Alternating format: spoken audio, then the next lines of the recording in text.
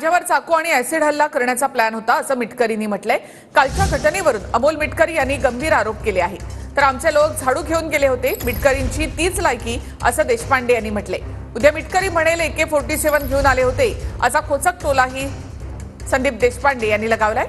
अमोल मिटकरी यांच्यावर पुन्हा एकदा संदीप देशपांडे यांनी पलटवार केलाय।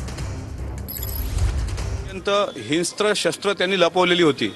आम्हाला असं कळतंय रॅप्टर, चाकू, ॲसिड हल्ल्याचा सुद्धा त्यांचा सगळा विचार होता। त्यानंतर त्यांनी वेपन आणले होते, गुप्त्या आणल्या होत्या आणि त्यांनी पायात मोज्यामध्ये आत ठेवल्याचं आता कळतंय। जसं माजलगावला प्रकाशदादा साळुंकेच्या घरावर ॲसिड बॉम्ब हल्ला झाला तसं माझं घर पेटवून देण्याचा सायंकाळी प्रयत्न होता। 47 घेऊन आले की दिसली तर पाहिजे ना व्हिडिओत।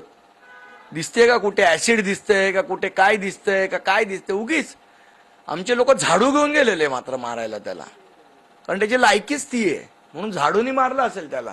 उगीच आपला ॲसिड उद्या सांगेल की बॉम्ब घेऊन गेलेले, AK-47 घेऊन आलेले।